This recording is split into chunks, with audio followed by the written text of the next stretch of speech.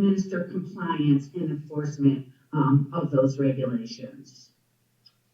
And what you might want to know what aspects of the industry it oversees.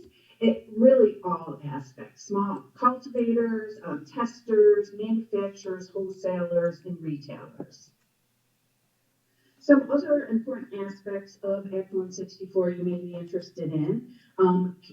Cannabis is not considered farming in Vermont, so it's not eligible for programs or protections that other agricultural producers are allowed in Vermont. There is an educational component of the legislation, and so the Cannabis Control Board will be developing a flyer that will be available at the retail locations, and they'll be doing training for employees. In terms of packaging and advertising, none of that can be appealing to young folks, and all packaging will be required to be child-proof and have appropriate warnings. Also, no adults under 21 will be allowed in any cannabis establishment, let alone to purchase cannabis or to work in one of those establishments. Vaping products will be allowed, although not flavored vaping products. There is a ban on public consumption, and there is a 14% sales tax that will go directly to the state. However, the Cannabis Control Board has suggested that a portion to that go to municipalities, but no decision has been made on that yet. In terms of opting in or opting out, this is where Rockingham is right now. So if you feel strongly on this topic either way, you should make sure that you vote. And you should also be clear that this vote is just to allow retail, or whether or not to allow retail cannabis establishments in the community. Other cannabis-related businesses, such as manufacturing and cultivating, are not a part of this vote and are allowed throughout Vermont as long as they comply with the rules and regulations and have the appropriate licensing. And if you do opt in, your community may want to consider establishing a local cannabis control commission. This is something that is allowed under the law, and the local commission can consist of your local legislative body and or other interested folks in the community. And what can that local commission do? Well, its primary role is to issue local licenses. So the local license, if you opt in and decide to have a Cannabis Control Commission, that local license is issued first before it goes to the state level to receive a state license. You should know that establishing a commission does not necessarily give a municipality any more powers or create any more regulatory rules than if you don't have a commission, but it does give another level of enforcement at the local level. And some communities will feel more comfortable with this level of oversight, although there will continue either way to be oversight at the state level. Most importantly, you should know that with or without a Cannabis Control Commission, a local one, a municipality may regulate a retail cannabis establishment the same way they regulate any other business in town, and not more. That is, you can use your zoning ordinance to determine where it is appropriate for cannabis retail operations to be in your community, whether that be in a commercial district or an industrial district. You can use signage, your signage regulations and public nuisance ordinances to regulate the retail establishments as well, the same way you would any other business in your community. A local Cannabis Control Commission cannot prohibit the operation of retail establishments once you opt in, however. That is a requirement. So, in terms of what's next, the State Cannabis Control Board will be opening for applications for certain licenses this April, particularly cultivators and testers first, and they will begin issuing licenses in May. And then in September, they will open applications for retail establishments, and those licenses will begin to be issued in October. Some other things that you might want to consider at the local level, Rockingham is right on track, holding forums like this, reaching out to the community and sharing the information with the public is a number one recommendation. And then if you opt in, you can decide whether you want to establish your own local commission. Some other things to consider. The state is requiring a 500-foot buffer zone between retail establishments and any schools. However, that said, and through your community's zoning ordinance and other land use regulations, you can require additional buffers if you have them for other businesses in the community. And of course, you need to connect and refer to your local attorneys on this. But I probably wouldn't recommend establishing buffers if you don't have them for other uses in your community. Again, it's important to use your signage and nuisance ordinances to help regulate these establishments. And if you have a local option tax, which I don't think you do in Rockingham, but something to think about in the future, you can add cannabis to that, but you cannot have it just for cannabis. Again, you have to treat it like other businesses in your community. You may be interested to know that in the Windham region, 3 communities opted in last year: Brattleboro, Jamaica, and Londonderry. And 2 others besides Rockingham have a vote coming up at this town meeting, and those are Wilmington and Putney. There are links to these documents, guidance for municipalities, and frequently asked questions that I can pass on to the town. You may already have them on your website, but if you don't, if you want to post this presentation, you may as well. And here's my email address, swesta@windhamregional.org. If you want to reach out to me with any additional questions, you can do that. And with that, I'll take, well, do you want to take questions now, or would you like to wait? No, we have a couple of questions now that we'll okay. go. I'll stop sharing my screen. Okay. Actually, there was a very comprehensive presentation, and you actually answered some of the questions that had been sent in ahead of time. So I'm going to ask one of the questions that just came in. Is there a limit on the number of retailers? There is not. Okay. Can towns control the density/concentration of the number of licenses allowed? Only to the extent that you would do that with other businesses in your community.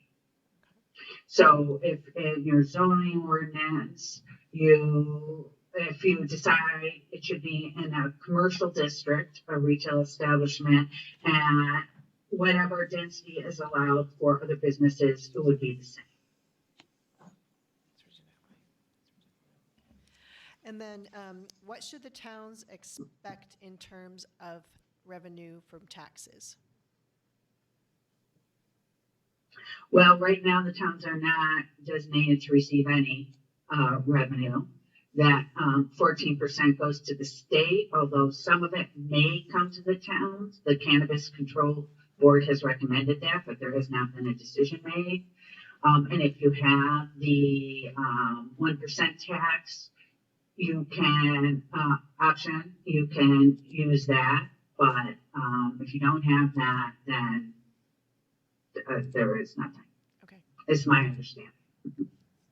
Great. Thank you so much, Susan. You're welcome. So are you going to stand by for a little while? Because we're going to go around and then come back, hopefully. And okay. if yeah. you can. So next on the agenda is Jeanette White.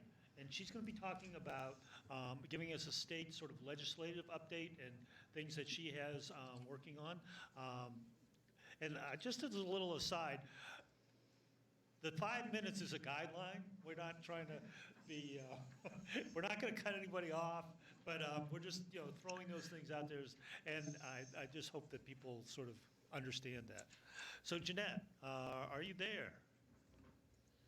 Yes, I am, and I just got unmuted, so thank you. All right, go ahead. So, okay, so I'm going to talk mostly about the revenue because that's the bill that I have, but I also want to make it clear that just because a town votes to allow an establishment doesn't mean you'll have an establishment. Because there's a lot of steps that somebody has to go through before they can do that, including local permits, state permits, getting their money together for the permits, having a business plan that makes sense to their investors, because this is setting up a whole new business. And so just because you allow it doesn't mean it's going to happen. But if you don't allow it, it will not happen. So I'm going to just say a little bit about the finances. There's a 6% sales tax on the sales that goes directly to the education fund. All sales tax in the state goes to the education fund. Then there's a 14% excise tax. Of that, 30% is taken right off the top to go to prevention and education. And then there will be a certain amount that is taken off the top to help the Cannabis Control Board administer the program, because we do not want to stunt them so that they can't regulate it the way they should. So then what's left of that 14%, and this gets a little confusing because it isn't what's left of the 14%, but the 14% in my bill would have 10% going to the town and 10% to the state and 4% to the town. So that 14% excise tax is split between the state and the towns. And I feel very strongly about this. The Senate passed this last year and 2 years ago with splitting it 12 and 2. And this year we decided to up the ante. The House did not accept it. So if you have any interest in having some of the money come to the towns, you need to get on your horn and start getting to the House members and House members all around the state and making sure that you can see some of that, because this in the towns is where there will be an impact. Not this is a new revenue source completely, and it's time we split some of that money with the municipalities. And how much comes of that 4%? The Cannabis Control Board will devise a formula that, and we don't know what it looks like yet because we aren't there yet, but it will figure out the types of, if you have retail, if you have grow facilities, if you have a manufacturer, if you have whatever you have, and then they'll kind of assign points to that, and then you'll get money. So it'll be divided up. So every town, it isn't by population or anything else, it's by what you have in your town that will determine what part of that 4% that you are getting. That's really all I had to say about that. I know that's not 5 minutes worth, and I can talk on forever about this because I've been working on this for 15 years. And but I'm happy to take any questions that anybody has, or stick around and answer questions later. Thank you, Jeanette. We do have a few questions. How much support is there for your bill, and how long do you expect the process to be?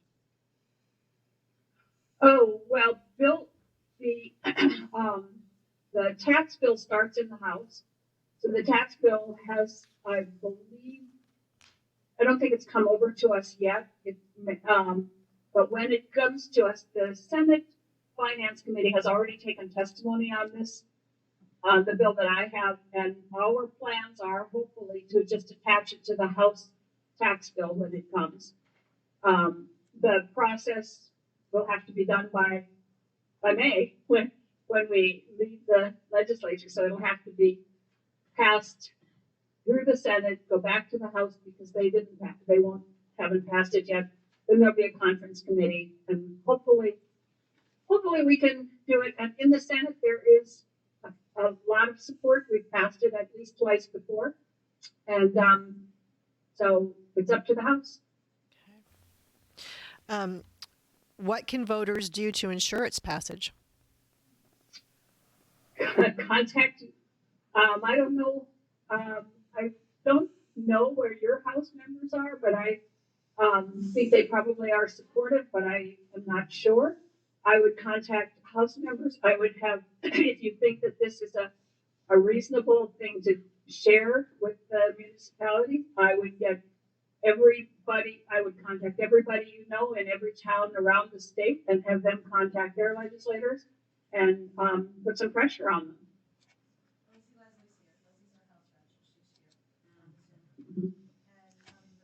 That I have for pre-questions, and then Mike has a question. Do you expect your bill to make it out of the House Ways and Means Committee? That is the problem. The House Ways and Means Committee does not, I'm going to be very kind here, does not like sharing revenues, particularly. And I have argued with them because in the conference committee last year, we, or 2 years ago, I don't even remember when it was, we did pose this, and they said, well, yes, we think that, the House conferee said, we think that this revenue sharing is good, but this isn't the revenue. And I said, this is the only new revenue we'll have for probably 20 more years. I mean, we don't have any more big sources of revenue, so this is the place to do it. Whether it gets out of the House Ways and Means, I don't know. The chair is opposed to it. Okay, thank you. Mike? Great presentation, by the way. Thank you. Lots of information. My question is from the audience, and it is it's a little bit of a clarification, and then a second part is 1 ounce and 3 plants legal right now? 1 ounce or 3 plants allowed? Well, yes, right. And that, well, you can have 1 ounce on you, but and you can have a certain number, and I don't know if it's 2 mature plants and 4 immature plants, I think is the number, but then whatever you harvest from your mature plants, you can have that 1 ounce with you or on your coffee table or wherever. But you might get more than 1 ounce from harvesting your plants, so that you can also have that, but just not with you. Okay. And then the second part is, if the town of Rockingham opts in, would that include the village of Bellows Falls and Saxon's River? If it's a town-wide vote, yes, it would. Thank you. Sure. Oh, you have another one? Just one more. One more came in. Will the bill S188 be coming down the pipeline after this to help small cultivators be regulated as farmers? I don't know. I know the Ag Committee is working on that right now, and we're starting with small permits for small cultivators, and we are looking at the possibility of regulating or considering the very smallest cultivators as agriculture. Whether that passes or not, I don't know. It's in the works. The Ag Committee is taking testimony, and we just talked about it at our caucus today. Great. Thank you, Jeanette. Sure. Thank you, Jeanette. Now we're going to move on. We're going to have questions coming in. If you could hang for a little while too, we'll come back to you. We want to move on to the business community, and here in the audience we have Deb Fox. I thought we were going to have Bob Bursky, but I don't see him. So Deb, you're on. Thank you for putting this together. I think it's important for us to get a lot of different aspects of how the marijuana is going to impact our economic and community opportunities and retail sales. I come here tonight from a tourism background, and just want to say, the Vermont tourism industry right now is a $3 billion industry, and it generates over $373 million in tax revenue. And I think that from what I've seen in the recreation and tourism in other states that have already passed laws for marijuana, they've seen a great influx of not only tax revenue, but people coming into their downtowns. A few years ago, I started the Vermont 420 tours, which is a historical walk in the downtown area. We do demonstrations around the cannabis and whatnot, but it also brings a lot of people into Bellows Falls who have never been here before. And they're usually people who are passing through. Most of my visitors have been basically coming from out of state. They may have a vacation home here locally, and they're just looking for something fun to do. I can give you an example of one of those tours, including a tour fee, represented over $1,200 that came into Bellows Falls in a short amount of time during that tour, actually 4 hours and 20 minutes. And that was with less than 10 people. So there are a lot of people that are not only coming in from out of state, but I think local people that are looking for this to happen and generate more sales. I have been to do my own research down in Massachusetts and see at one of the dispensaries down there, if you sit there for a few hours, about 1/3 of the people that are coming in there are from Vermont. So I think we have an opportunity here for those, again, people coming in from out of state, because as you know, what stays in Mass, what you buy in Mass stays in Mass, so you can't take it across state lines. So people coming here hopefully will keep that in mind and know that we have it available in the downtown and have that retail business. I was hoping that a counterpart of mine would be here tonight and talk about a little bit about the growing and the environmental impact of the grow houses and how that's going to affect agritourism and agriculture just in Vermont. Unfortunately, I don't have that data. I have talked to a few people that have small grows, and it doesn't seem to be whether it's a water issue or environmental impact at this time. I don't see that, but I don't know totally what that would look like. I know that just today, BIFTA had put out their local Shop Local campaign and the revenue that was generated just around that. And you can see that a lot of people from those statistics are coming in from other states, not only New Hampshire. So we know we have a great opportunity here, a great community here. I think we have to do it smart, and we have to make sure we're educating not only the kids, but also the parents to talk about it around the dinner table. And hopefully that will set a good precedent for what we're doing here, not only locally, but in the state of Vermont. Thank you very much, Deb. Sorry your partner didn't join you. So what are your typical customers? So the typical customers that I've had on the tour have been age group around 40 to 50. They're actually people who think it's just a fun idea to come on a 420 tour, but they're interested in the history in the downtown of Bellows Falls, what there is here to offer. A lot of these folks, again, have heard of Bellows Falls, but have not been here because they're either taking 91 or they're just not getting into the downtown area. And I know that 100% of those folks will come back at another time to enjoy either food, dining, opera house events. What percentage are out of state? They were all out of state, actually. Okay. Yep. What guidance is provided to customers for sale and consumption regarding potency and edibles? The edibles, and that's something that I was hoping my counterpart would talk about also, but I can talk a little bit about just, what I've heard with the edibles, and anytime you're doing anything like this, it's not even, it's very similar to alcohol. You've got to see how it affects you, and it's different for everybody. I always suggest, start small and work up, if you are trying edibles, because again, they can affect people very, very differently. Okay. And this one might be more for Bob, but I'll ask it anyway. What is the environmental impact of a grow operation in regards to waste, electricity, and water? I know that it does take a lot of water, and power is an issue. I know that I've got a friend who's a small grower that the the electrical bills every month are pretty substantial. It may open up an opportunity to, for solar power and to use different alternative energy sources.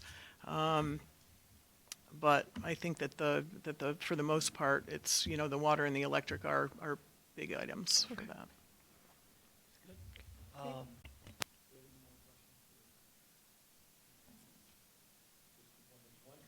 Okay.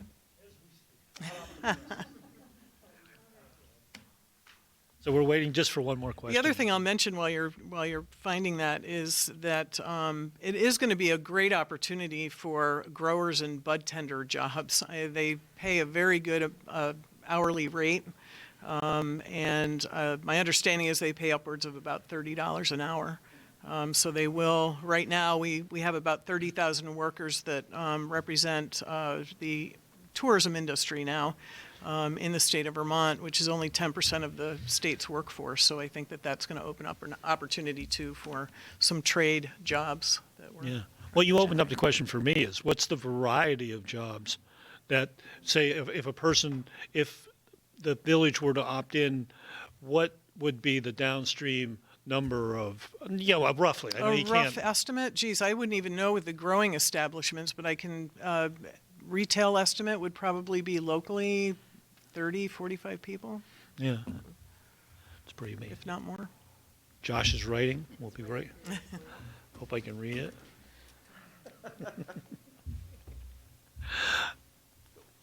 All right.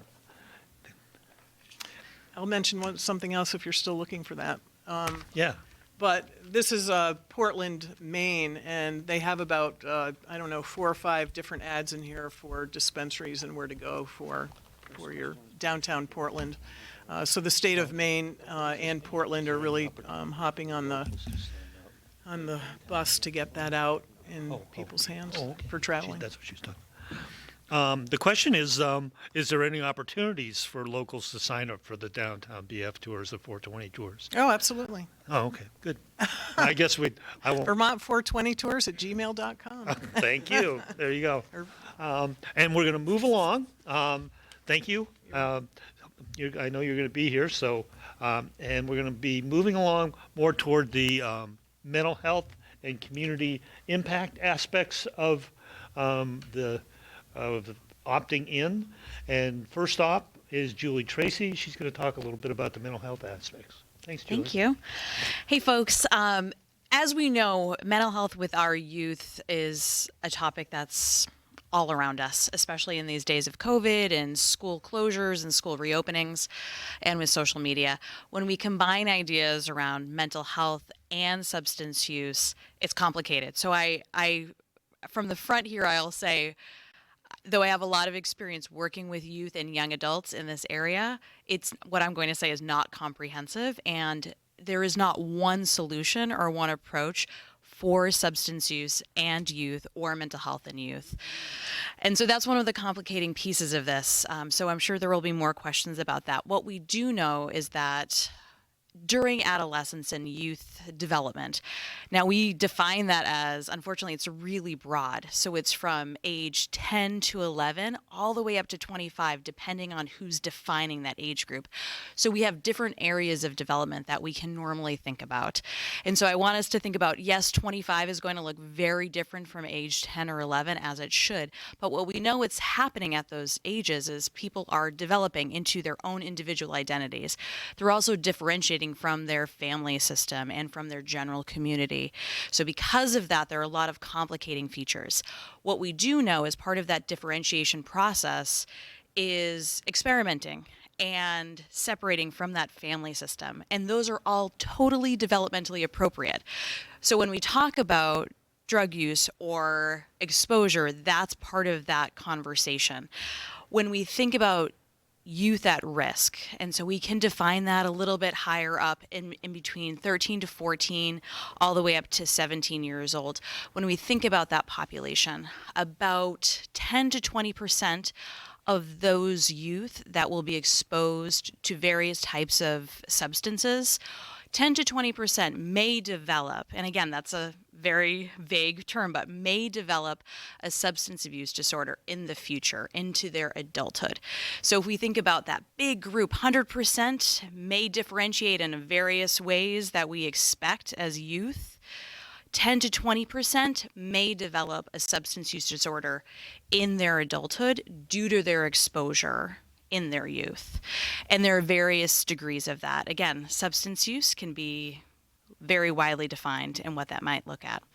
But there are certain factors that we think about, that those particular groups that are at risk. There are many factors that we can consider at risk. Why? So general things that will, again, for mental illness as well as for substance use, things would be genetics. So you may be predispositioned. That doesn't mean that those genetics flips will go on, but it may be impacted by things like trauma, dangerous family systems, identity issues. We know that those are all factors in increasing substance use as well as mental health risks. Other factors may be difficult family systems, illness, poverty, involvement in the justice system, and then the final factor may be exposure to substance use, whether individual or family or close relationships. But we also know that there are huge amounts of protective factors that can protect from increase in mental health issues, increase in mental illness, as well as substance use. And a lot of those will cross over. So having a stable community, that's going to be the number one. And you can define community any which way you would like. We can say it as a family system, a stable family system. It doesn't have to look like a traditional family system. It can look like a wide variety of supports within a family. It can be wide supports within a school system. It can be wide supports within the larger community. And another protective factor is acceptance of identity. We cannot define identity in multiple ways. The common area that we would say is if students and young adults are defining as part of the LGBTQ plus community, acceptance of that particular identity or their multiple identities will increase protective factors so that they will be more risk resilient with mental health as well as substance use. And so part of that is some of these complications are around how do we protect our youth. But there are many systems within a family, within an individual, but also within a community to help support that for both mental health as well as substance use. So that's just a very quick snapshot of some complicated features, but hopefully idea of risk and some protective factors will help to the conversation. Thank you, Julie. So question number one. In your practice, what has been your experience around marijuana-induced psychosis in youth? In youth, my experience is that it exists. And so it certainly exists, but how does it exist is the question. The reality is that research around youth and psychosis is limited. So again, there's no major studies that we can quantify it, but we know it exists. The ways that it exists generally is level of exposure, the potency of marijuana and the kind that is a youth is exposed to, and age of exposure. So there are a few factors with youth. We know that if marijuana is introduced between the ages of 13 and 14, there's more likelihood for change in brain development, specifically around memory and learning.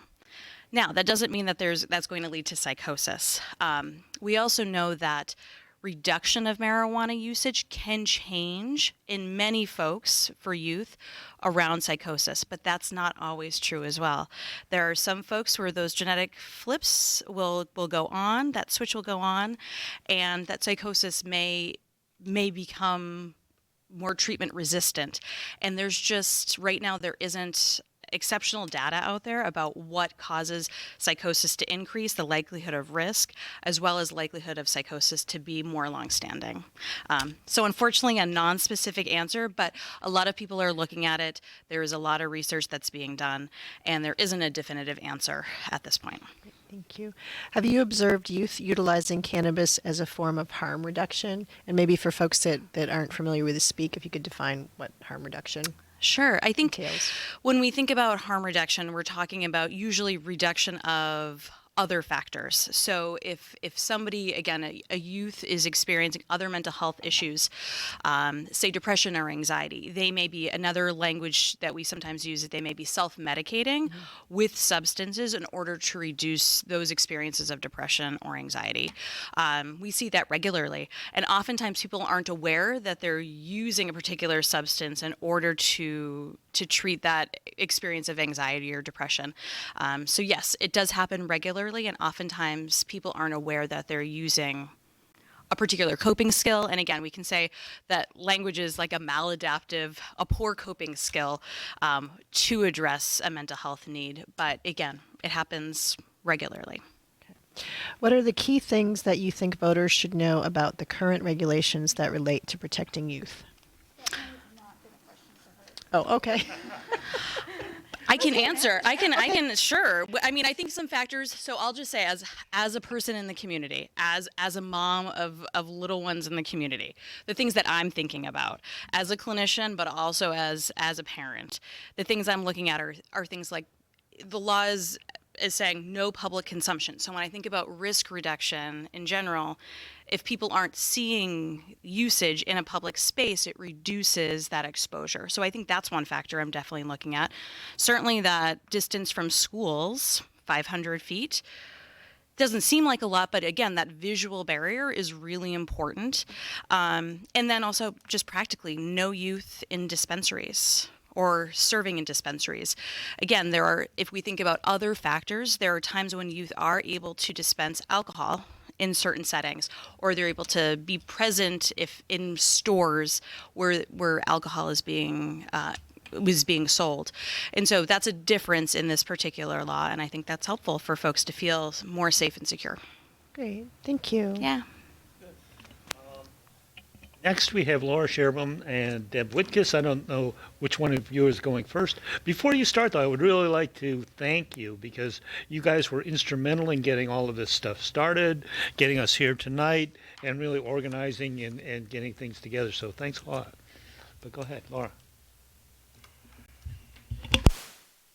Thank you. I'm going to try to share my screen and talk at the same time.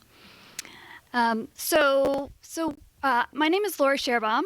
I am the director of Greater Falls Connections. I'm here with Deb Whitkiss, who's our outreach coordinator. And we are a community organization that works to support healthy kids and families. We work specifically around substance use and resiliency within families and schools and in our community. What I am so thankful for is that we're all here, and I know that we all care about our kids. So this, for us, was a really important conversation so that we can work together to do what's best for our youth and most vulnerable families. So briefly, I'm going to talk about a couple of best practices around community design that works in protecting kids and specifically are relevant to cannabis. So when we think about community design, we think about advertising, location, and density. So for advertising, obviously we don't want youth to be exposed to advertising, ensure that it doesn't appeal to kids, and that the advertising doesn't make health or therapeutic claims about the product. For location, the best practice is that businesses not be within 1 mile from schools. We also think about distance from other areas that are important for youth and other vulnerable populations, like parks, daycares, and recovery and treatment centers. Density is important as there has been studies from California that has shown that the more density of a retail cannabis store there is, the more young adult use there is around that part of the community. So a best practice is to cap the number of licenses and to have buffer zones between stores. So that's a technical aspect of what the community in our community could be thinking about when we're designing for a possible retail store within our community. I'm going to pass it on to Deb, who's going to talk about experiences around youth that we work with in the community. Thank you, Laura. Thank you, Laura. Thank you, Julie, so much. It's such a pleasure to have you speaking to the complexity and really who is at risk in terms of youth who are vulnerable. So I just wanted to share just a little bit about our experiences here in the community. And to be quite honest, I have a hidden agenda.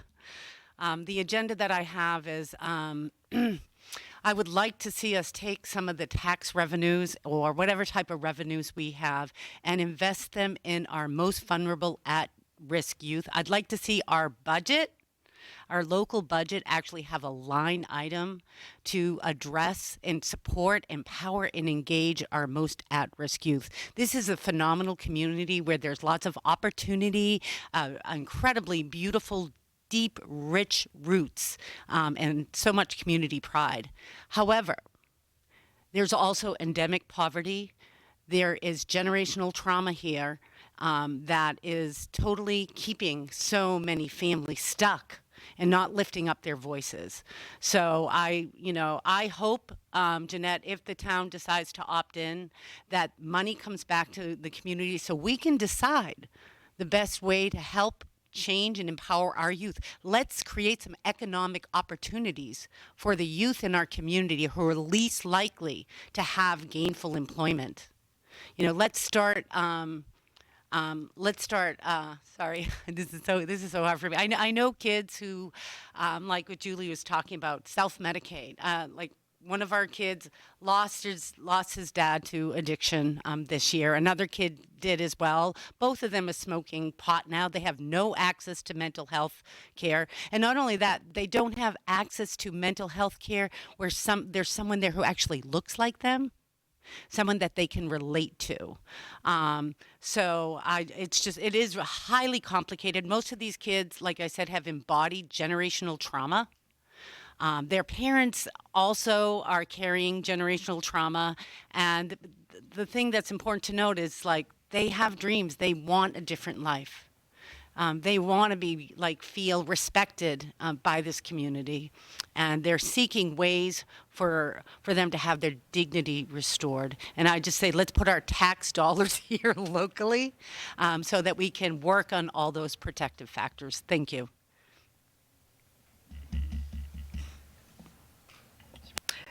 Thanks, Laura and Deb. So, a couple questions for you. Well, I can't read my own handwriting. At least it's the first time tonight. What advice would you give parents or caregivers who use marijuana? Question. I've been in conversation for many years with parents and caregivers who are actually in the closet and hiding their their marijuana use. And what's unfortunate about that is, kids, when we hide things in our lives, kids, they get confused and they also, might not respect that you can't be truthful. And I understand why parents and caregivers have done that. So I would say be honest and truthful with your kids. Try to model healthy use, just like I might go out and have a glass of wine or two with some friends and socialize. Just think about how you're, how you're using your substance. Try to notice in yourself if you are you developing any, problematic use? Because, use isn't this like you are either, you have addiction or you don't. There is a continuum of unhealthy use. So I would say, yes, to be in conversation, please, let's start talking to each other. We just actually had an event where we were trying to engage parents in talking about cannabis.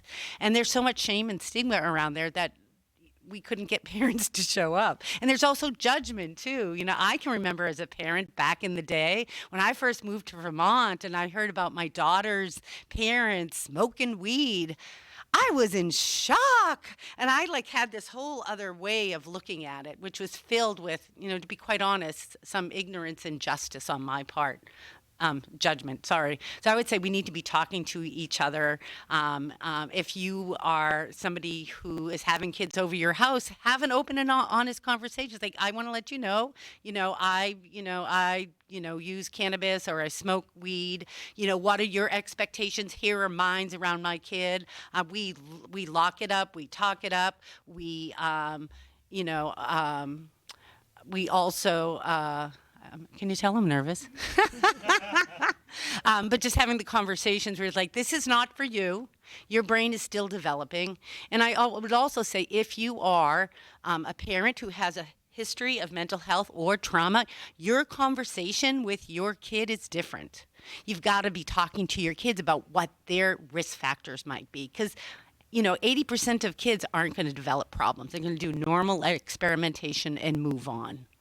So if you are, like in my family, we've got generational trauma. My conversation with my child was very different.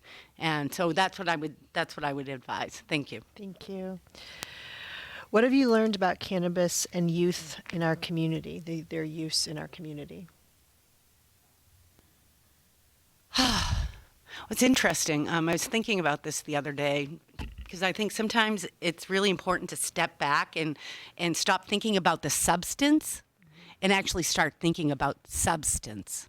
And what I mean by that, we had a kid who, was getting bullied at school and, had cutting behaviors, another adaptive behavior for kids underneath an incredible amount of stress everywhere in their life. So cutting.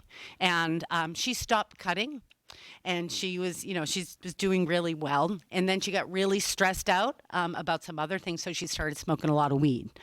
And then she came and she's like, I got to stop. It's too much, because we had some really rich conversations about why you're using. And sometimes if you're using that much, you could be actually preventing yourself from developing the coping skills and the strategies and what how you need to process those feelings. How you deal with that stress. So those conversations are really important, and we need to be able to see them from a bigger picture, because she did stop smoking weed, but guess what? Her environment didn't change. We weren't able to get her a mental health care that was a good fit for her. And she started cutting again. So it's like, you give up one thing, another thing, coping mechanism comes back. And it's just, unless we have the systems that are really serving our youth in powerful ways, in transformative ways, where it's we need change.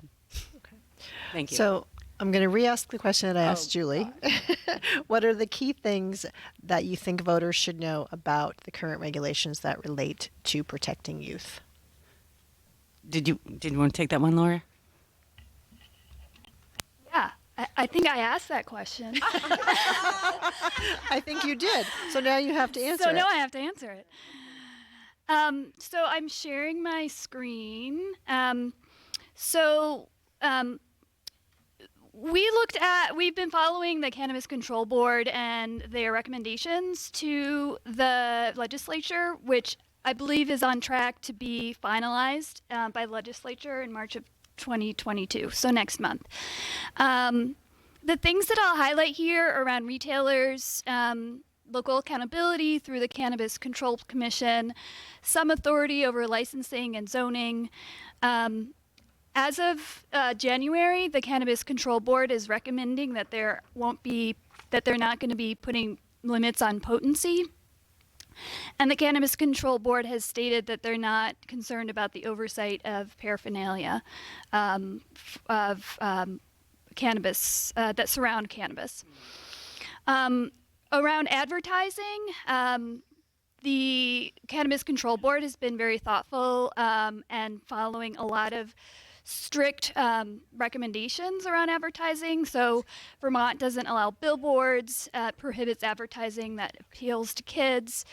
No one under 21 is allowed in stores, I think has been mentioned. No outward-facing advertising, and there'll be warning labels on packaging.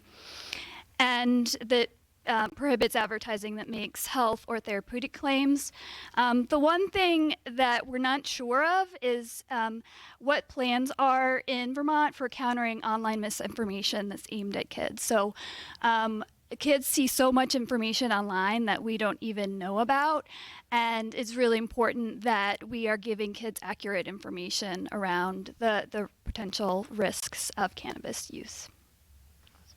So that's I think I think that's it for our initial go-around and questions and answers. I want to thank everyone who presented. We're right on time. It's incredibly good. I know that I'm fixated with time, but that's just why they asked me to do this, I think. Now we're going to have some general questions, and Marty has the first. I have the first one. This is going out to Jeanette or Susan. 14% seems high when prepaid food is 9%. Is the liquor tax comparable? Is the liquor tax a comparable rate? Jeanette, you have to unmute, and I think you can go ahead and. We got to have you unmute, Jeanette. Can you unmute? Oh, you she don't doesn't want to wanna answer answer it. the Okay, question. okay, we got it. Now we got it. Thanks. Sorry, we're a little slow here. Josh, you have to unmute her. Oh, All I can do is ask. I can't unmute anyone. okay, Sue. I don't know what the liquor tax is. Oh, and I think we might be able to go back to Jeanette. Go back, Jeanette. I couldn't unmute myself until the whole listening. Yeah. Sorry about that. The liquor tax is very different because it's taxed at a different point. So this ends up being about a 20% tax on the products, and that is not considered high in the field. I think California originally set theirs at about 28 or 29%, then found that was too high. I'm not sure what that meant, but it needs to be high enough that it supports what we need to support, and it needs to be low enough that it encourages people who are going to buy it on the regulated market instead of the underground market. So 20% might seem high, but it's less than Massachusetts, I believe, and I'm not sure what it is in Massachusetts. And I don't know how it compares to liquor, because that's taxed at a very different rate, and that also is controlled by the state. The state liquor stores, we don't have state cannabis stores, so it's a whole different ballgame. Okay, thank you. I guess the next question might go to you also, and maybe to Sue. Is of that 14% tax that's going to be collected, are there targeted spend? Like you said, it needs to support what we want it to support. Well, what do you want it to support? Are there places that money is going to be spent already that have been identified? Yes, 30% right off the top is going to go to education and prevention. So if it's if the 14% generates $100,000, 30,000 will immediately go to education and prevention.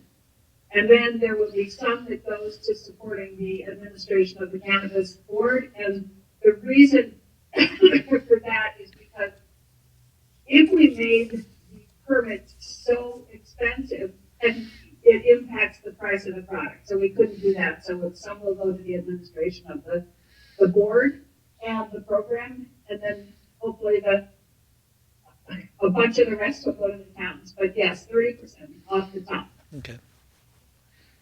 Do we have any other questions? I was just going to ask Susan if perhaps she could put in the chat the link to that PowerPoint, because that answered a lot of questions. And I think, unfortunately you had to go through it very, very quickly, but I think that would be a good resource for folks to have afterwards. Or where can they find it most easily? So I don't have it posted anywhere right now, but I can send it to you. If you want to post it on the town, website. If you don't, I could probably post it on the Wyndham Regional Commission's website. Okay. But I would have to, figure that out. It just was, information packed. There was a question on the chat about, I said education and prevention, and the question was what about treatment? That's included in there, and there's a whole board now, coordinated board working on abuse and substance abuse issues that will be working on that. So yes, treatment would be part of that. Okay, that was a question that was just coming in. We do have some other questions coming in. What I would like to do, though, is spend a little bit of time to go back to each of the presenters after their, and have them sort of give thoughts from what they've heard tonight, if they have any. So if you just don't have any, just don't worry about it. But if you do, I'd like to have you a chance to come back almost like a rebuttal, but not a rebuttal because it's not a debate. But a final thought. And then maybe we may be back again. But why don't we start with Sue? I don't think I have anything additional to add, but I can, Write it I will down. definitely. No, I'd like to speak with a comment maybe towards a little later. We're not doing that. Oh, yeah, I know, that's why it's a one-sided thing. One-sided. I could speak on mental health issues and a user of marijuana for health issues, and you're denying me to present to the public my view. No, we're not. Yes, you are. I'll do my own show on the benefits of marijuana for You're welcome to do prostate, that, Paul. mental health, post-traumatic, and there's so much good in it. I just got back from Hawaii, and you can smoke marijuana on a beach in Hawaii. The police don't care. Yeah. Okay? There's a lot of good. This is a Yeah. one-sided thing. Paul, could you, it's Deb. I would love to, I personally would, I think we don't do enough in public settings acknowledging the health benefits. So I would agree with you. I personally have done my due diligence in making sure that I read the research related to the medical benefits of cannabis. Sometimes I totally agree with you, Paul. There is a one-sided debate, which is polarizing, and which for me is not the substance we should be talking about. We should be talking about people who developed problematic use. Cannabis is excellent for PTSD. There is, then these are studies that come out of NIH, the CDC, all the most respected institutes that do research, and you just don't hear enough about that. And not only that, outside of the research thing, let's face it, indigenous cultures have for generations been using plant-based medicine. As I have friends who will go to the co-op to get echinacea to boost their immune system. I also have friends. I'm sorry. I wanted to give Paula yeah. Okay. Is that my 1 minute? Yeah. Let me just finish my sentence. Your 1 minute is up. Okay. Thank you, Mike. I understand what both you and Paul are saying, but that wasn't the focus of this forum. This Thank you, Mike. forum is to be education for the voters. It's not opinions. Well, I have I lots apologize. on the educational part, but I'll do it with a separate show. And remember, marijuana helps to get people off of heroin. Talk to my friends. Thank you, Paul. Thank you. Susan, I apologize for the interruption, and I'd like to go back to Sue. And then Jeanette will come to you, and I would invite your comments. I didn't have anything else to add. All right. Jeanette. So I just wanted to make a couple comments on that there are still many, many issues that are being looked at by the board around things like delivery and a potential CSA model, that's what I call it, where a small farmer could sell from the farm to a specific list of people, just like they do in community-supported agriculture. Here's 3 questions. The goal of the way we're doing this is to emphasize that this is a Vermont-based small cannabis industry. of all Does this. not- I don't understand Do that. not want this to be taken over by the large corporations, have people come in from out of state and set up mega grow facilities or retail facilities. The numbers of permits are limited. I mean, the numbers of permits that a person can have are limited.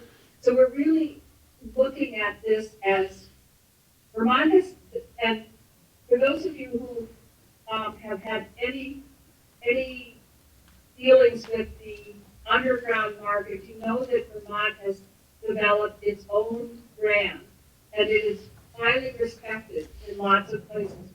We have a craft beer industry, we have craft cheese industry, and that's how we're looking at this, not as a huge commercial enterprise, but as letting Vermonters run this in a small way. And there was one other thing I wanted to mention, the advertising. We went round and round about advertising, and I think that it is important that advertising is limited. There was an attempt to prohibit all advertising, but that would not have passed constitutional muster, and it would have been challenged. And then if we didn't have any legislation what advertising could be used, then we would have nothing if that was challenged and we lost it. And we would have lost it because it would have been found unconstitutional. So I'm willing to take more questions, but I really don't think anything else. Thank you, Jeanette. Well, I'm going to go. Keep going around. We're going to go back to Deb here in a minute. But one of the questions that we just got off the line was: are there any specific concerns over local retail sales that have not been addressed yet by this forum? So as we go around again, I'd like to have people think about that and maybe answer that. And I'd invite Deb if you want to go next. If you have any final comments or any concerns about retail sales. No, I think, we're going to have to look at how this comes about. I hope that we can get together a local cannabis control commission within our town and help with those retail licenses and what that's going to look like in our communities.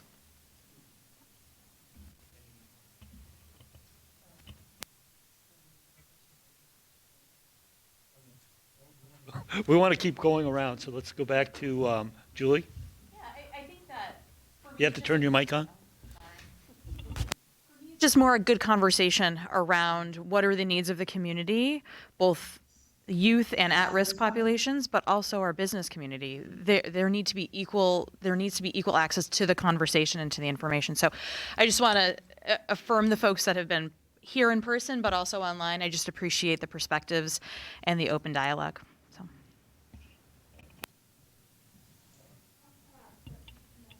Sure.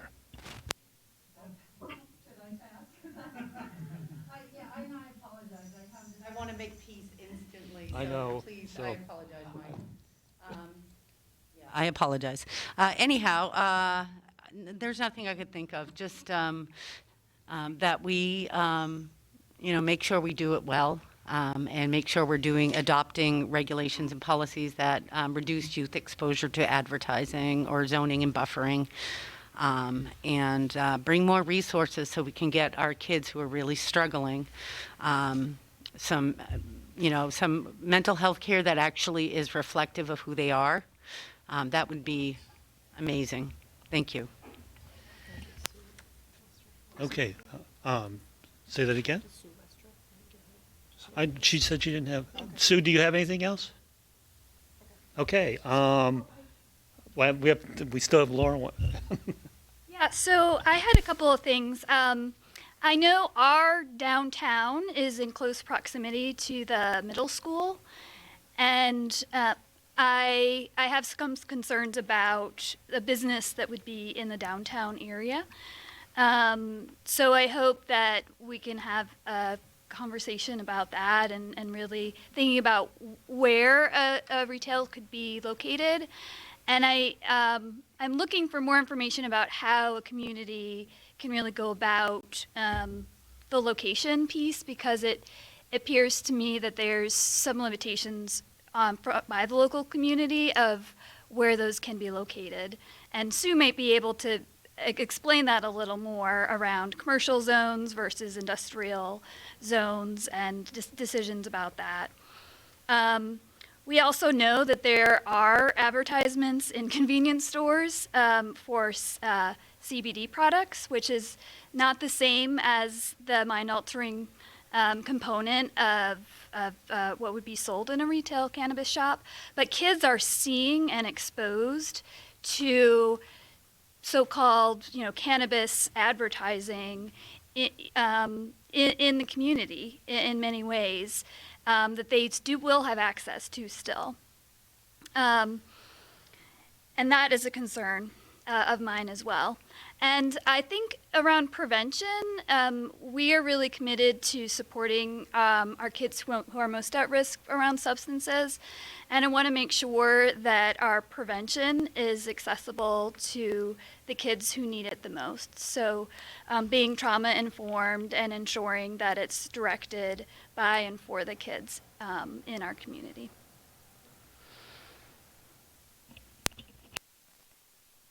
Okay. So I think we're there. you want me to go to, I have questions here. Oh, you have some more questions? I have some Good. questions, yeah. Sorry. So this question is, and do a little bit of interpretation, but it says education and prevention. So you've talked about how some money will go for education and prevention, but what about treatment and treatment specific to cannabis?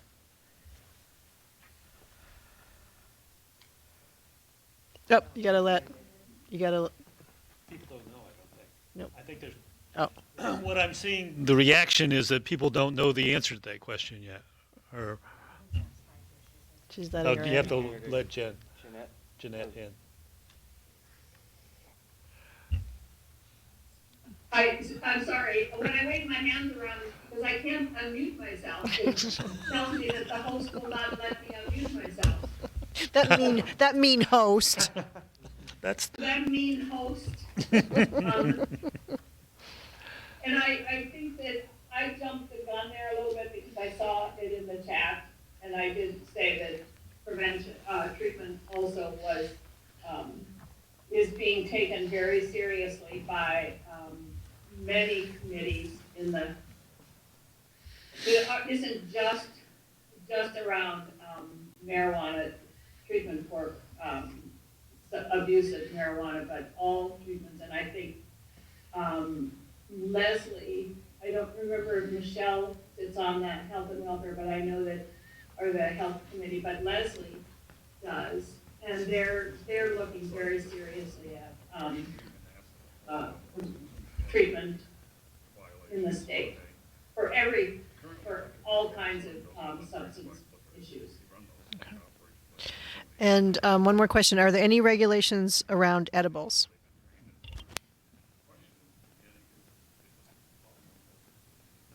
Sue, I don't know if you remember, I can't, they have to be really, the labeling is very important. I honestly can't remember what the Cannabis Control Board came up with. Okay. I And don't know then, that specifically either.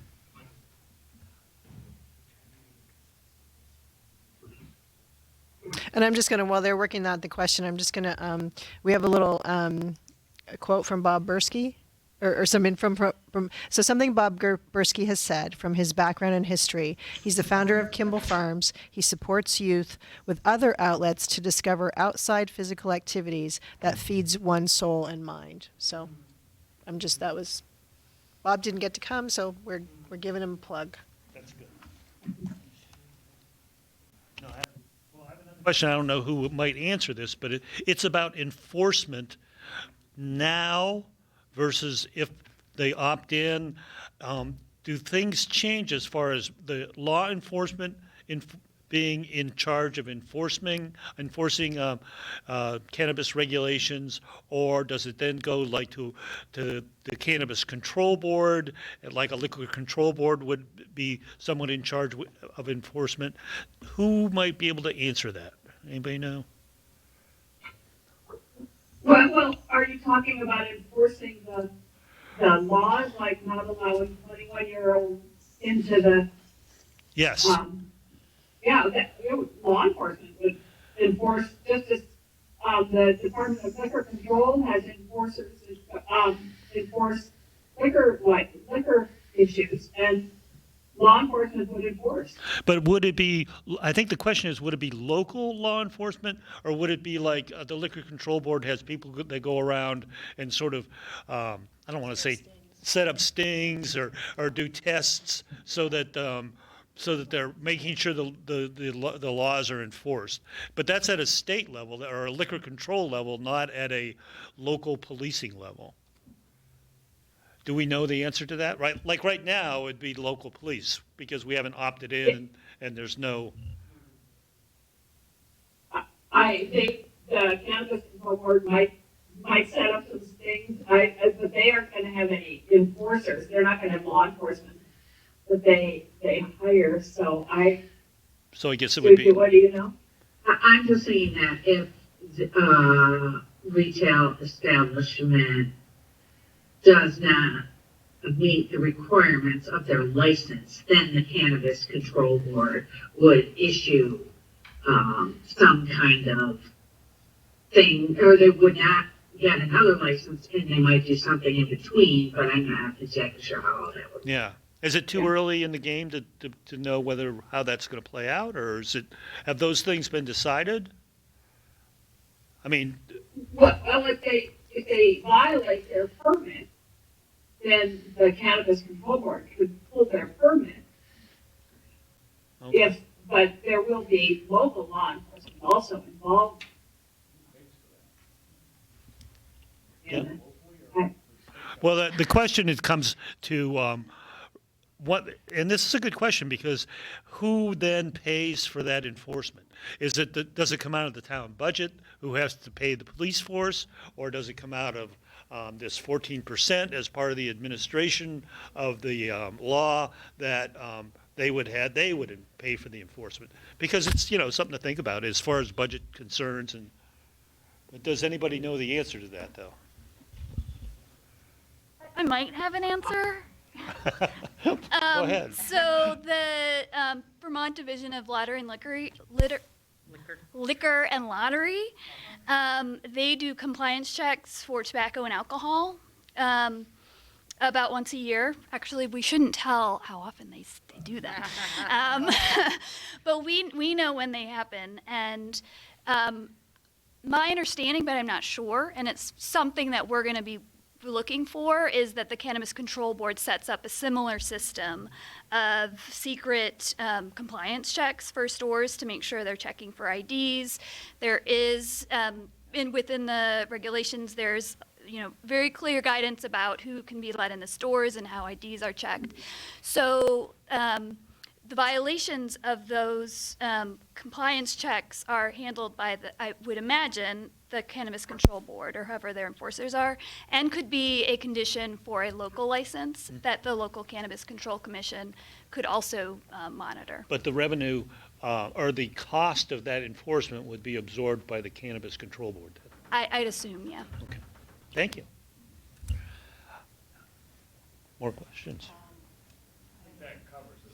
The concern that we've had from the village end is that, the police department, of course, we all know we're short-handed here, as all other places are. If it comes then to pay for it, some of that, as Mike mentioned, the 14% coming back to help pay for it's almost like there's an unfounded mandate, you put it in, but we're not helping you pay for anything. So I guess that's the question I'm trying to, we've been asked at the board, but we don't know. We don't know what to tell anybody. Okay. Did everybody, well, yeah, it's sort of it's still up in the air then, basically. And then, I don't know if that's a comment or a question, but after a quick look at the map, it shows that downtown, the downtown is within 1 mile of all of the schools, and that's a worry. And so I guess that's a statement as opposed to a question. All right. I think we're going to start wrapping this thing up. And I want to thank everyone for coming. I want to thank Laura and Deb for really getting the ball rolling and keeping it rolling. It could have stopped rolling many times. Oh, yes, and Richard, our unsung hero over there, he's been quiet the whole time. I want to thank the panel. I want to thank Jeanette and Sue for coming. Great answers and great information. I hope, Sue, we can get links to the PDF and the PowerPoint that you put out. I want to thank Marty, and I want to thank Alex at Fax TV for handling all of the technical pieces. This will be rebroadcast on Fact TV, so look for it, and I think that's it. Everybody have a good night. See you. Thank you. Yeah.